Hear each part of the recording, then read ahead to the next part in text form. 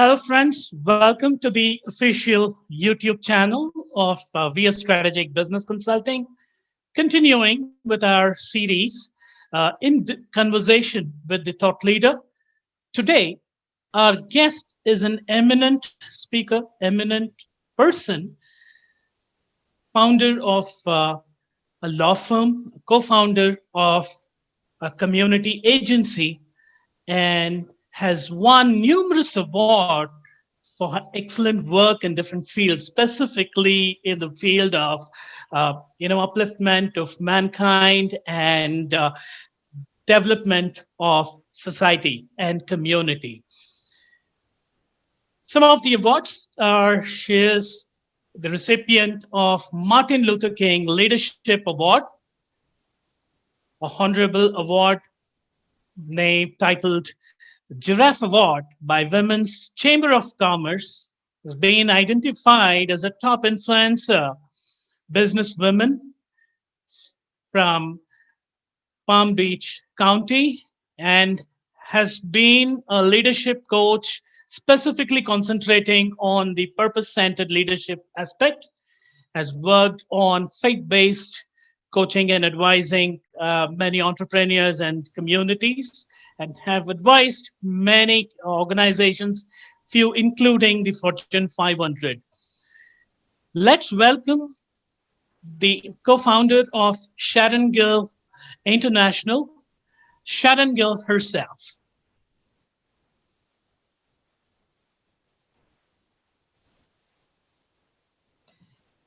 Thank you Welcome, so much. Sharon. Thank you. Thank you so much for having me here. I'm honored to be part of your show, and I look forward to our conversation today. Excellent, and thanks a lot. I would like to first start by thanking you for accepting my request to be on this series in conversation with Thought Leader. I'd actually given you the background about this particular initiative, why we as Strategic Consulting we have started off with this.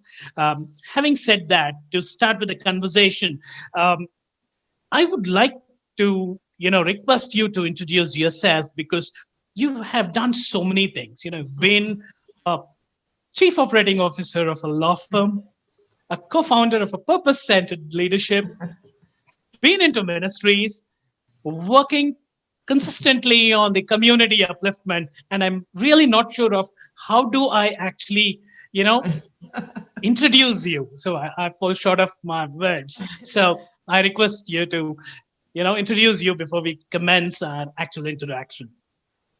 Well, you did a pretty good job, and I'll try to be as brief because I think I'm dating myself. I've done a lot of stuff, but just a real quick backstory. I migrated to the US in '86. So I was in my very early 20s then, and I came from Jamaica and started out here really as a nanny, believe it or not, and worked for a couple of years in New York until I was able to get the US experience. I started working with American Express shortly after that. Worked with them for about 8 years, learned a lot of the corporate language here. But during that time, of course, I met my husband, and we worked together while he was going through law school. I was, supporting him, so to speak, in a lot of ways. But then right after law school, he took a job, and within 3 years, we realized that we wanted to be entrepreneurs. We wanted to go on our own. We realized that we wanted to call our own shots. So we joined together and we co-founded the Gill Law Firm. And we ran that together for several years until we actually merged that firm into one of the largest firms in the country. Then at that point, I took my opportunity to spin off and start a charity that would uplift mankind. It was a holistic vision where it would deal with the aspects of food security, but also career development, getting them back on their feet, mindset change, helping them to become productive citizens in our country once more. And that was a real education of itself, just, seeing how people rise to that level of expectation you set for them. That was the basis really between the law firm work and the charity work was the basis for my purpose-centered leadership, which we're going to talk about some more. In between all of that, I spun off and also did a ministry with my husband. We actually had a church for several years. So I don't know, we're entrepreneurial at nature, but I think, we're going to talk a little bit about purpose and vision, but I just feel like I was just called to really help uplift people at all levels of life, really. Whether they're poor in the poor neighborhoods or whether they're in the CEO suite, doesn't matter.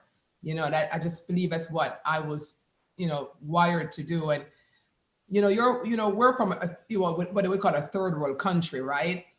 But those third world countries are like, to me, they're like birthing wombs, right? For people who, we're not afraid because we've been at the bottom. So we're not afraid at all. We have no fear. We're fearless because for us, the only way is up, correct? And so it gave us a sense of fearlessness. And I think a lot of my resolve and courage just came from that upbringing. And it really has helped to shape who I am, and who I, still aspire to become as well. Fantastic. Pretty inspiring though, because it's certainly would have been a roller coaster ride. Because obviously, starting from being a nanny to here. Now, let me start with this question. The first question, right? You've been a nanny. You've been with American Express Bank. You've been a co-founder or the operating officer of law firm, along with Wayne, right? Along with Wayne. Yes. Then you co-founded OSS, a community agency, then a purpose-centered leadership, and then a ministry. What is your purpose? What is the purpose of Sharon Gill International? Because you're into so many things, not just as an individual, but if I talk about 4 entities by itself, right? Right? Yes. What is that one purpose of Sharon Gill International? When you asked that question just now, and I thought of it, right? Purpose, right? And vision and calling, right? They're kind of like all the same in a way. And, as I expressed a little earlier, I believe that my purpose here, I wrote my vision statement and my mission statement about 20 years ago after reading this book by Mr. Covey, 7 Habits of Highly Effective People. And he talked about writing your mission statement, and I wrote out then that my mission/vision is to have a positive spiritual impact on everyone in my sphere of influence, positive spiritual and professional impact on everyone in my sphere of influence. And back then there was no Facebook, there was no social media. So back then it was just one-on-one. If I was interacting with you, if you were in my sphere at all, you're going to leave knowing that I've had an impact on you somehow, professionally or spiritually. And so that's how I would orient my day, orient my week, orient my life. Like who can I impact? And when social media happened, that influence and that impact began to, happen through my posts, my content, right? My interactions. And that positive spiritual or professional impact is really, I believe that I was put here to uplift, empower individuals. And what Sharon Gill International hopes to do is to take that and empower teams and organizations. So I envision a world where people are empowered, right? They're living in their full, they're totally self-actualized. They're living in their full purpose. They're fully empowered, and organizations and teams and leaders are purpose-centered, purpose-led, purpose-driven. That's my long-term goal, what I call my second act, that, when my eyes are closed, that's what I want my legacy to be. Fantastic. Okay. Now, you have actually, forced me to ask this question. When you speak about spirituality and leadership and community and other things, I remember I need to quote this. You said, we believe that leaders and organizations need to think beyond profitability, and they will have to embrace purpose of adopting community upliftment as one of the things. Now, I have a doubt for the benefit of people who are watching this and probably will be watching after this goes live on, after this is uploaded on the YouTube. Thing is, business, even in the financial and accounting terms, you're coming from a law background. So I will probably take the lenience of using this, right?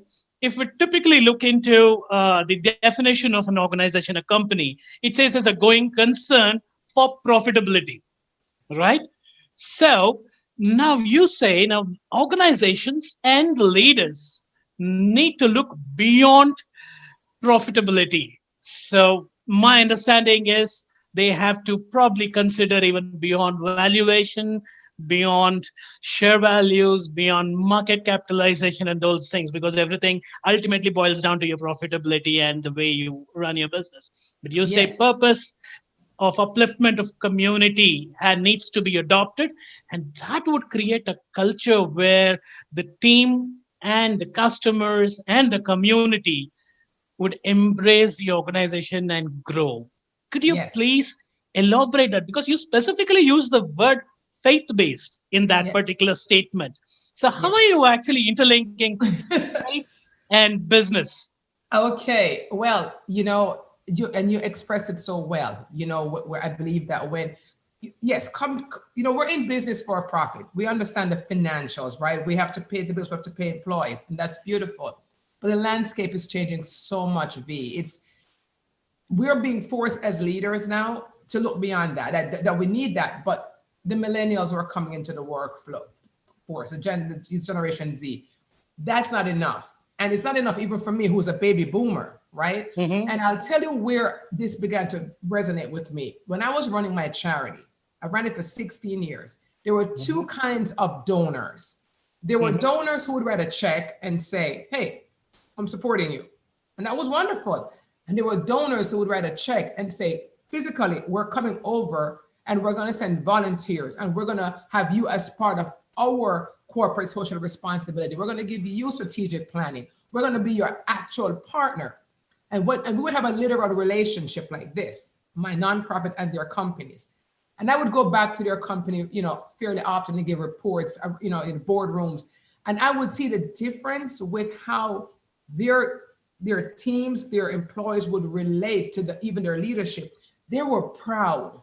They were proud to be part of something or a company that was so invested in the community. And as for me on the nonprofit side, it felt like, wow, it did first of all, it did a lot for us just financially, but it also opened doors for us with other corporations. And it made us feel supported in a way beyond money. And I felt like this should be the model for every company, right? Every company should have this model where beyond their profit, they're using parts of their profit to invest in the same community that they live and work, right? There are people out there who needs empowerment, and that can be accomplished through working through an NGO, right? And a nonprofit agency. The way how I tie my faith in, so I'm from the Christian faith, right? And so a lot of my values come from that. I value God is my number one value, faith, family, etc. But I believe that when you as a leader show up in your organization, you're showing up as your whole self. So your values come with you. So how you make decisions, how you operate your organization, how you interact with your team, that's going to be based on your values. So I integrate my faith values with my leadership. So integrity is huge. Empathy is huge. Compassion is huge. That's why my company was called Oasis Compassion Agency. Those are huge.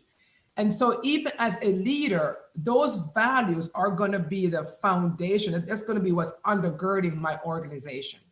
And so I integrate them both. I'm not there talking about Jesus per se. I don't have to. I'm being that model. I don't have to talk about it, right? The saying goes like, preach the Bible without using words. So I'm being it. And that's what I mean about faith-based coaching. It just means that me coaching you, I'm relying on something beyond my own self. That's what that pretty much means.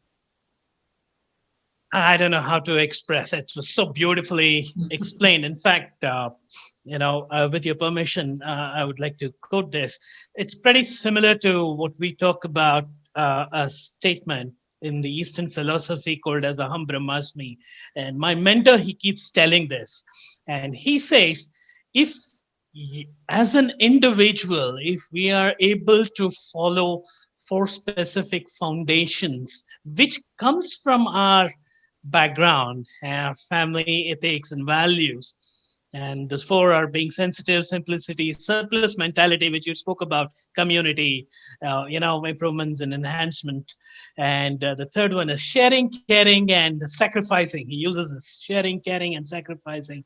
Fourth is self-awareness. So you beautifully explained that in your purpose centered. Fantastic. Thanks a lot. So Yes. continuing further, I would like to ask you in another statement you said, we are living in a time of global uncertainty. I understand we are in COVID 19, but I think when you made the statement, we didn't know about COVID.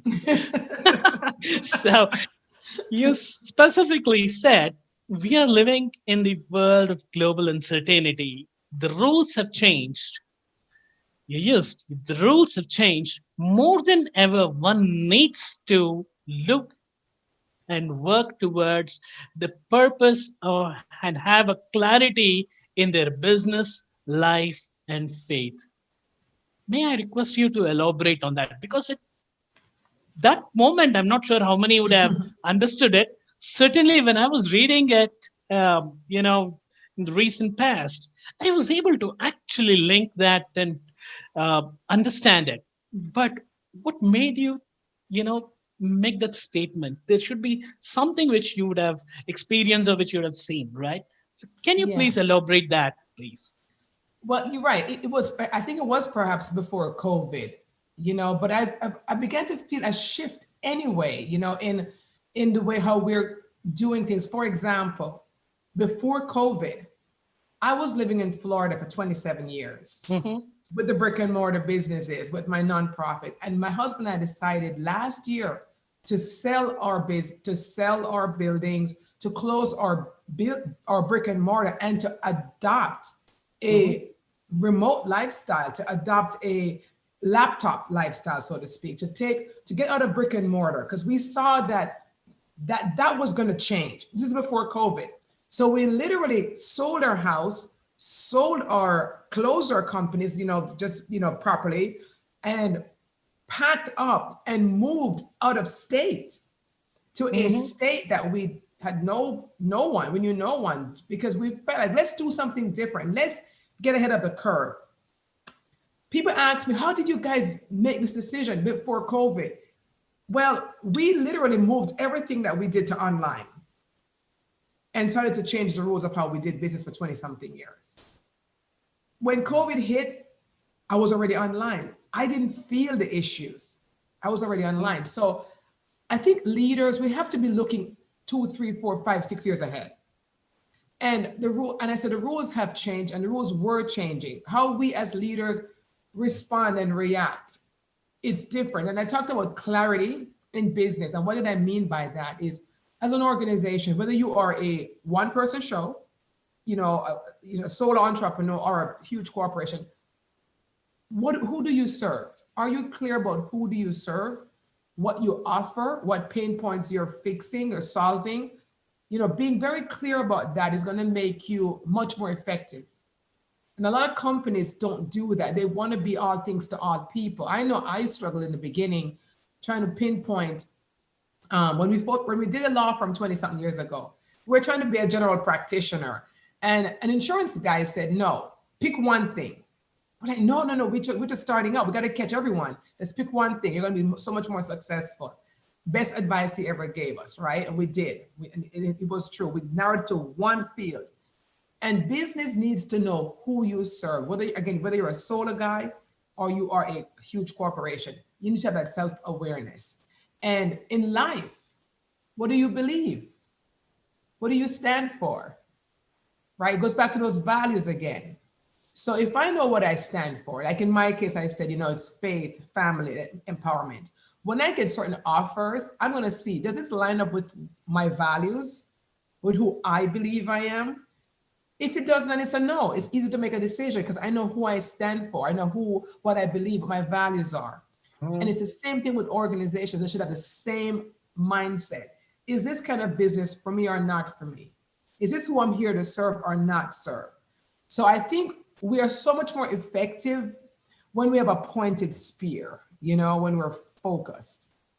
And that's probably why I made that statement. And the rules are changing.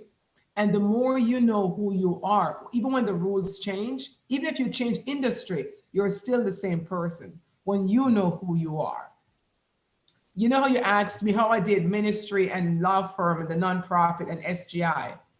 Well, I'm the same person in every one of those organizations, empowering others, adding value to others. In everything I'm doing, same value system goes along with me. In fact, I would like to mention this. When I was actually doing some amount of research and I was going through your podcast and reading through your blogs, I was actually awestruck because how could an individual work in law? And specifically that too, I think you were concentrating a bit more on the corporate law side. And I know, I can understand. I have few friends, so I know how, demanding it is. How could you manage law, work towards the community, maintain your ministry, and also work on the purpose-centered leadership framework or aspect? It was slightly a kind of sort of, I thought, okay, probably Sharon Gill is to be considered by Marvels for the next Superwoman series. Absolutely, right? Because it's so difficult. I've seen people who are multi-talented and multifaceted, but you're multifunctional with a multi-directional aspect of it. But now I understand it's not multi-directional, but you're trying to cover the 360 aspect, getting into, That's focusing right. into one aspect. Now, That's right. let me ask you this. How were you able to do that? Now, it's so difficult because I'm sure you would have gone through in LinkedIn several posts, work from home and work from office, maintaining work-life balance. You being a mother of two kids and also one, you have a pet, Granddaughter. right? Yeah, yeah. So how did you find time and manage all these things? Co-founder of Partnership. four, operations, chief operations officer of one, and a ministry, operating ministry, and an advisor for many, many organizations. How did you find time? You know what? I think my superpower, other than God himself, God gave me this husband. He's Okay. been my husband and partner for 33 years. And, I talk a lot about the importance of having that partnership, in life and in business. And we've been fortunate to be partners in life and business. And we respect each other's talents. Okay. We respect each other's gifts. And, my husband has allowed me to really, walk in my gifts and support it and I him as well. And so every step of the way, I've always had this partner supporting me, Mhm. just helping me, which has allowed me to really accomplish so much. I couldn't do it alone. I could never do it alone. It would have been virtually impossible, but just having that support, whether it's mentally, emotionally, physically, spiritually, made all the difference. And you're right, there were three things happening at one point. There was a law firm, there was a charity, and there was church, the ministry. And it was my experiences, working with those three. And like I said, I was the same person, the same value system in all three. That's what birthed the idea of purpose-centered leadership. Because you know what? I had to lead these organizations and I had to lead them from a place of purpose. It was always a higher purpose. The ultimate higher purpose was God. And then it was always a higher purpose of, look, let's take some of this profits from the law firm, which is how I launched the agency. It was law firm profits. So using that money to start over here. So I believe in that model. And then I got my, my team involved, my staff, they got involved. We did stuff for Christmas. I got them involved with the people who are disempowered in the community, and they just loved it. They loved being a part of that. And that's where the idea was birthed. I would say 4 years ago that, you know what, when I'm done with the law firm and the charity, I'm going to establish this purpose-centered leadership. And my ultimate dream is to have an institute, where I actually have nonprofits and corporations in this institute where I'm helping nonprofits gain the leadership skills that they need to be run efficiently, and helping organizations choose who they should align with, and giving them the training too to be more purpose-centered. Let me tell you something. A lot of companies say we do corporate social responsibility, but it's not really felt in the DNA of the company. It's a checkbox, right? Because it's a good thing to do, but it's not part of their decision-making process. That has to be in the CEO's DNA. It's totally different mindset and paradigm. When it's in his DNA or her DNA, it will be communicated in everything that they do. It will be part of their P&L statement. It will be part of their staff meetings. It will be part of their strategic planning meetings, when it's truly in the company's DNA. Not just the right thing to do, but what we do. Not the right thing to do, but what we do and who we are. And that's my vision for SGI, to get that in more and more CEOs' DNA, so to speak. Brilliant way. In fact, this reminds me of a couple of organizations, specifically Tata Sons. Tata Sons, I'm sure you would be knowing, it's a conglomerate which works across the group, headquartered in India. It's over 150 years now. There are many companies under its umbrella. Tata Sons is a group company. There are many companies under its umbrella, but there's one purpose.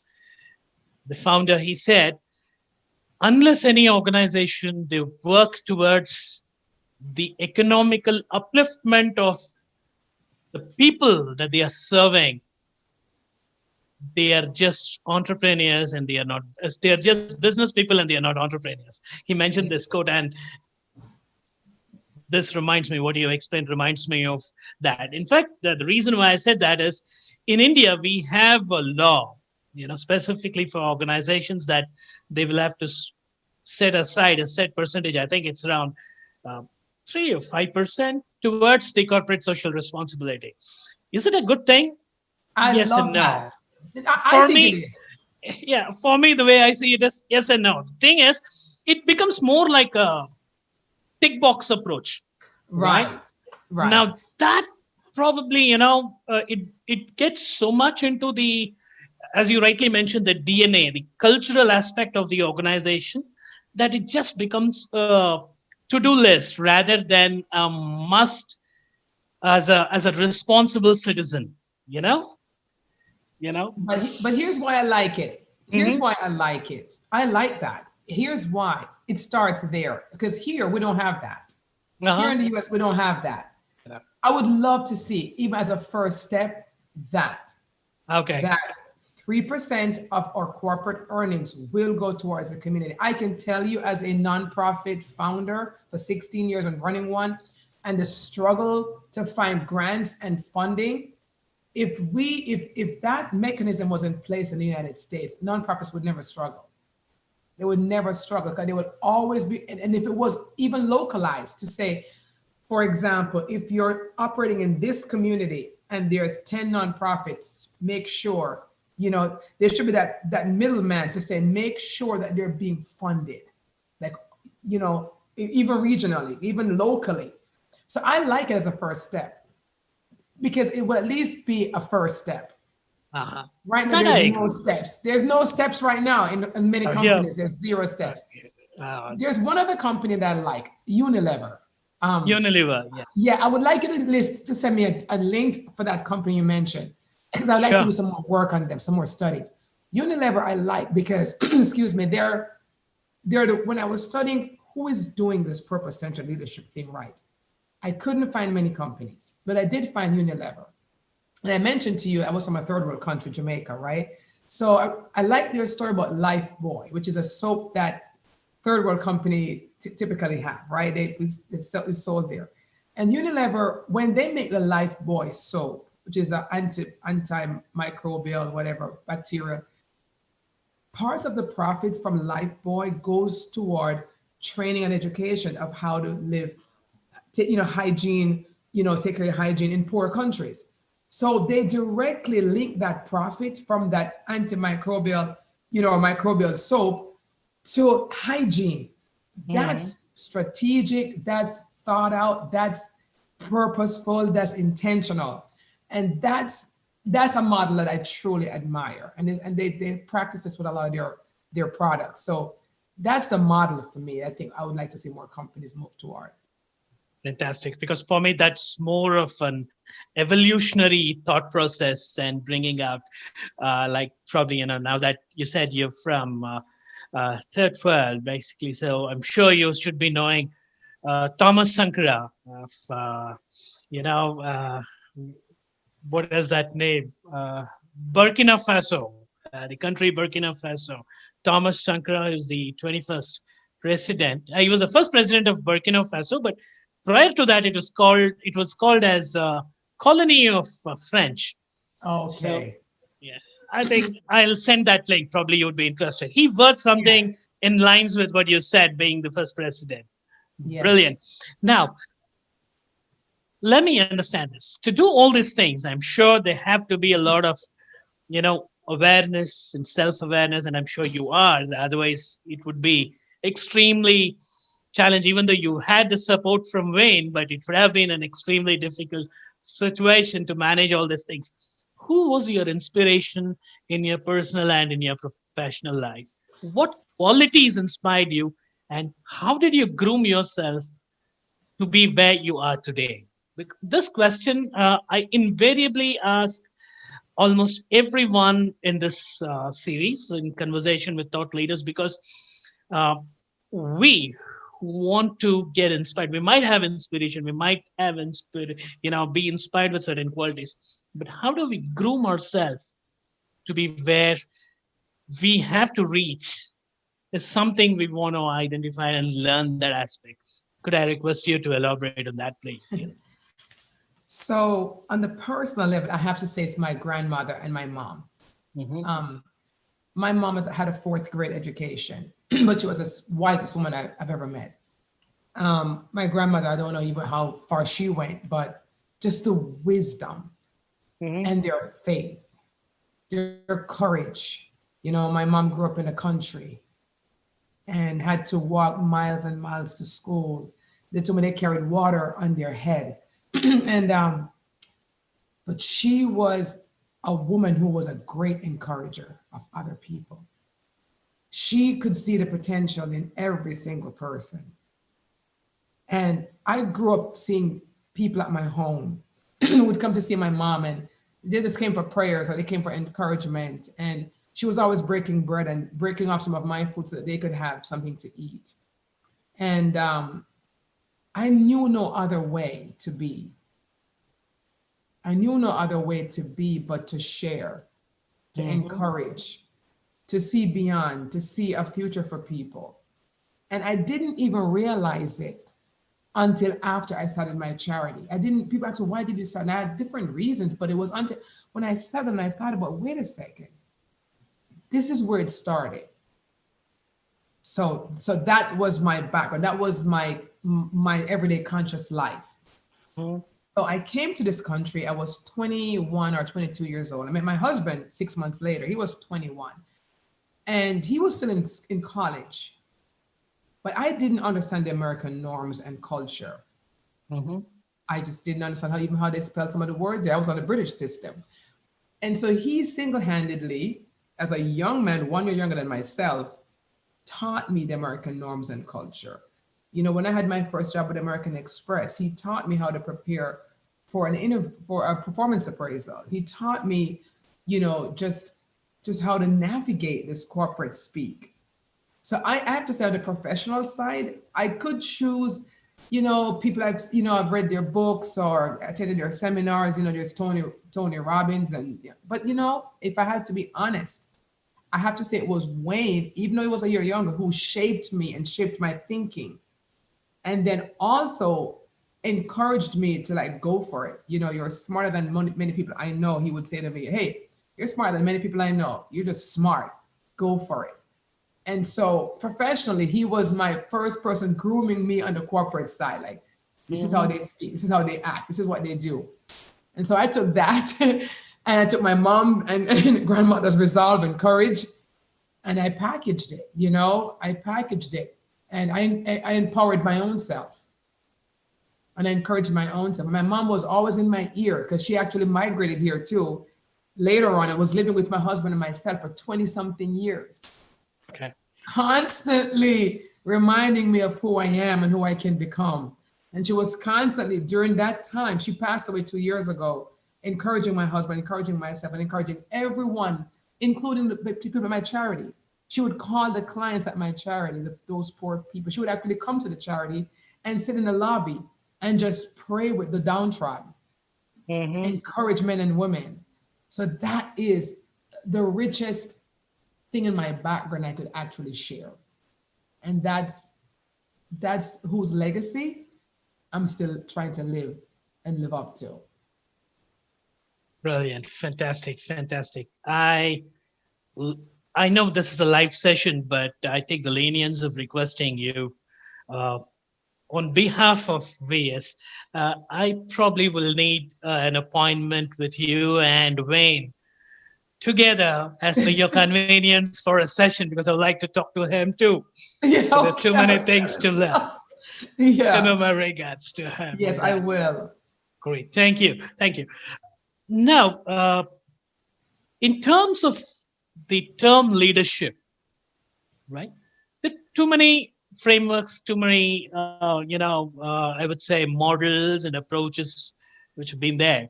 Having said that, in the current scenario, in the last 6 months, almost, if not every leadership model or everything, almost they failed to foresee or advise to be ready for such a circumstance or a situation, right?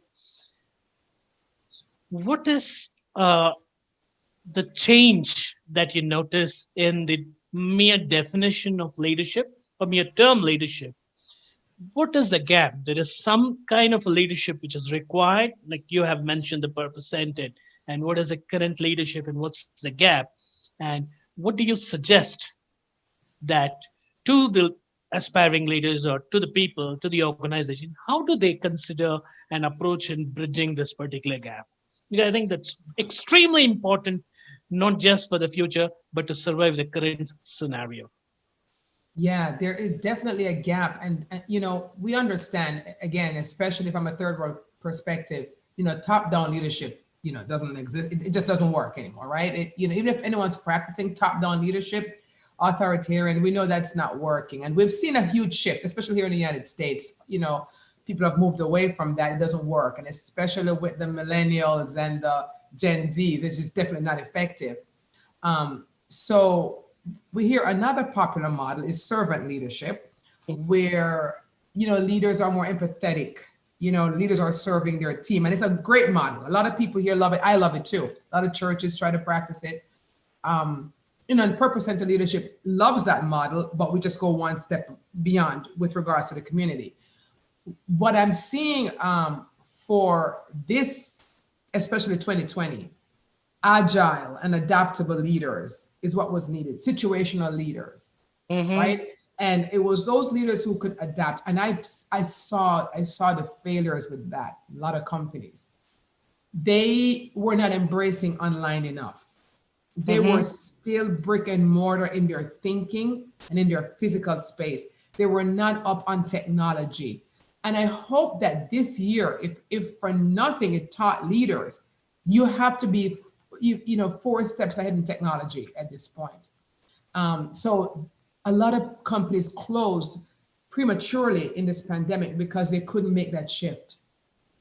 The shift to Zoom, the shift to online. And it's not just to Zoom. It was a shift to the mindset shift. It was a mindset shift. That's what was lacking. And it also shows me, because I've been working with some companies, via Zoom. I'm actually like what they call a remote COO for for a couple of these companies right now. What I notice is the mindset shift. The companies that I'm successfully working with, those leaders, they were always technology. Mhm. They were always on top of technology. So they could make the shift, but it's not just technology.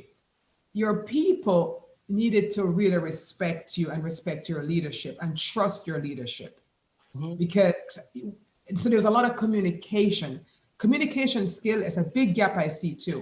How are we communicating? How are you communicating, first of all, when you had everyone there?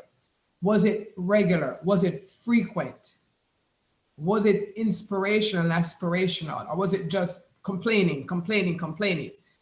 So when the communication had to shift to, when we had to shift to online communication, if you didn't have a relationship with your team before in communication, you weren't going to have it now, because now they're all over the place.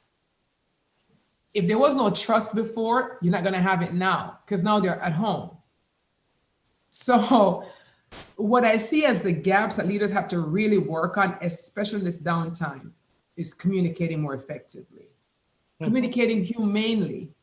So it's not so much employer-employee nowadays, it's human to human.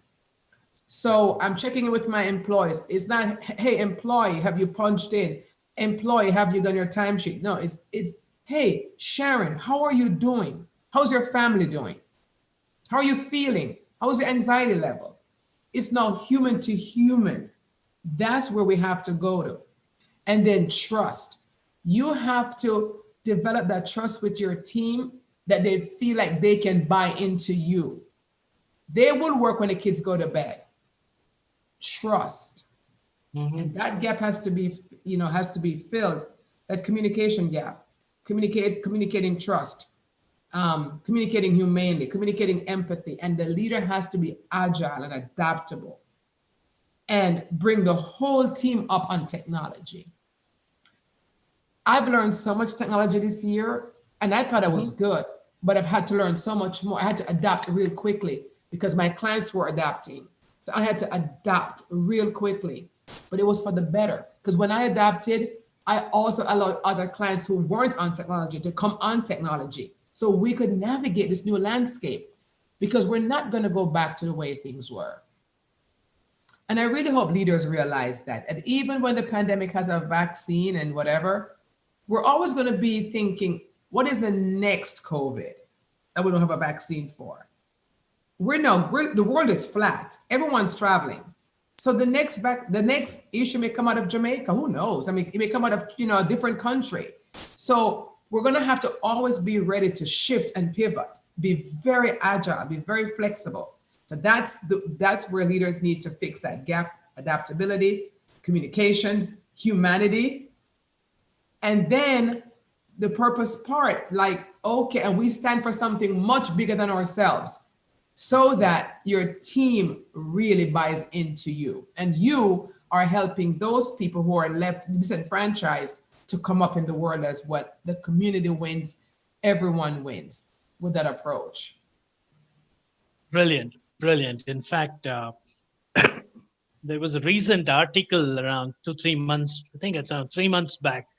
I'd actually, written on LinkedIn where I specifically mentioned about a model called as Core Smart, where these are the points where I tried to hit. So uh, I am on cloud nine because I got the validation from the top influencers, women influencers. Fantastic, fantastic. Now, in this session, you spoke twice about Gen Z and millennials. Right now, we know that future is in their hands. Now they are going to be assuming the important leadership roles, important, I would say, visible roles, and they are going to contribute and take this to the next level wherever they are in, be it the business or the administration or the economy or the purpose itself. They are going to be in that position and take them to the next level. Now, what suggestion or advice would you give to them? Their thought process is always at least 5 years ahead of what we think. They speak about social media, they speak about, you know, uh, friendship online, and they speak about collaboration online, which are those terms today we are talking about in the business, right? But these people, they've been doing it from the day they are born. So they are smart, but yet there's certain aspects that they need to understand with respect to humanity and individual collaboration and relationship.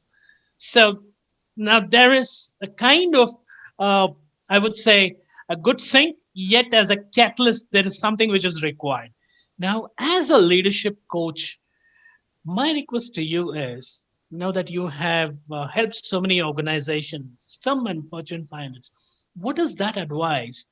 What is a piece of suggestion that you would want to give to these individuals who would be assuming the future leadership positions?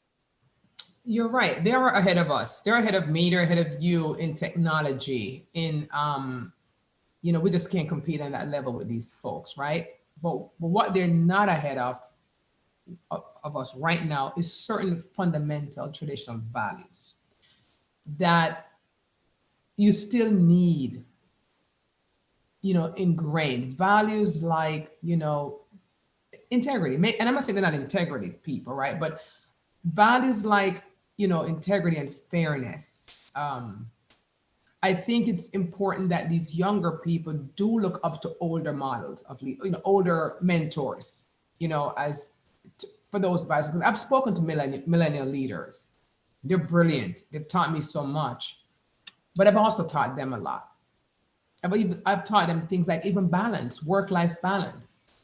I've been able to counsel them on and mentor them on integrity, fairness. You know, and again, not saying that they're not in integrity, but it's not their first thing. Their first thing, what they're huge on is community involvement. They're big on that. That's a driver for them. They want to help. They want to save the whales. They really do. But there are certain things that they haven't fully developed, and it's just based on just when they came up, what were the priorities in their time. And so I would suggest to younger leaders, find an older leader that you admire and be mentored by them and do what I call a circular mentorship. Because older leaders are constantly learning. I'm constantly learning, but I learn from young people. So, and they can teach you and you can teach them. And so they win on the technology piece, they win on the forward thinking, but I do see just things like the work-life balance. I see sometimes their thought process about hustling and grinding is misplaced.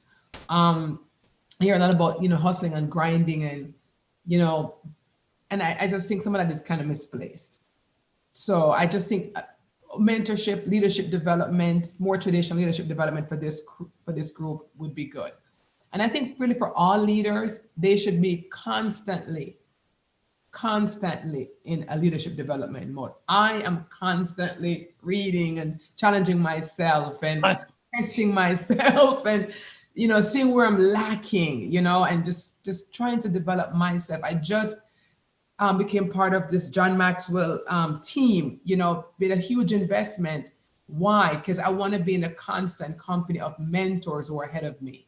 So I think that's got to be a culture for every leader, young, millennial, or or older ones like myself, constantly learning best practices of leadership and challenging yourself and testing yourself and up-leveling, where you need to do so. Fantastic. I would like to just add one point to it. I think they also need to learn to be emotionally resilient, Yeah. because I think the point of concentration or the focus is timing is to a shorter period. Right. Yeah. Now I see my kids. I have two kids. So I have a teenage son and a daughter. So I know, how they start saying things and how they immediately get distracted. I think they need to really learn the art of being emotionally resilient and try to gain out of it and learn. I think it's one aspect they really need to learn from elders and bring about the best practices along with agility. They are agile, obviously, but they need to really learn to mature in that aspect. Brilliant, brilliant, fantastic. And uh, we're close to the time. We just have 5 minutes. So prior to that, Sharon, I would like to, on behalf of the participants and also from a special request from my end, I would like you to actually give your experience about this whole session and also some closing comments from your end. Now, before we wind up the session. Okay. Well, I call this a conversation on leadership, and so my opinion of it, it was a wonderful experience for me, and I hope for your audience too, because it allowed us to talk as leaders to leaders, to exchange. You challenged me, you pushed me, and you even made me think more, about what my answers are, and even why I thought what I thought. When it came to my mom and my grandmother, right? Like, wow, those people really impacted me. So I love these kinds of conversations. And I would leave the audience with this, I'm sure that your audience are primarily leaders themselves, is that, ask yourself a few questions. When was the last time you engaged in leadership development for yourself? It could be as simple as reading a leadership book. That's a little bit challenging. And then putting into practice at least one thing that you've learned. We love reading books, we love listening to books, but when have we actually stopped and put into practice what we've learned? I also ask your leaders, is there someone they're mentoring? And is someone mentoring them? Because I always believe that as leaders, we should be bringing someone up for pay or no pay, and we should also be in a situation where we have a few people ahead of us that can bring us up. So I would also ask your audience if they're practicing that art, and I would also say to the audience, where do you find yourself as a leader? Do you feel like you are purpose led? Do you feel that you've embraced like the best elements of leadership, adaptability, agility, compassion, and empathy? How are you communicating with your team right now? Did this conversation challenge you to look at them not from the employee, but from human to human? When was the last time you actually did a check-in to your teams on a human level?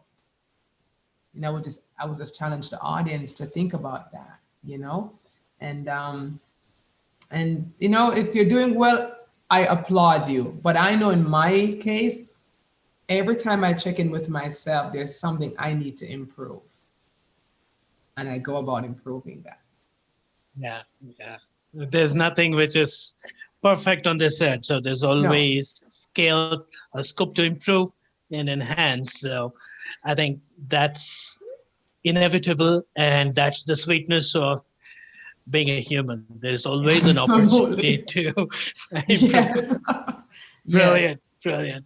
Fantastic. And Sharon, I would like to thank you for your time, and it was certainly an amazing, discussion, and fantastic points and some of the thought-provoking examples and points that you have shared. I'm sure it's going to be of immense help and as a guide for a lot of people who are looking to grow in that aspect. And I would request you to probably, share that book details with me. I would like to take that up.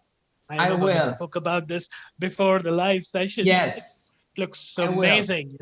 It's so catchy.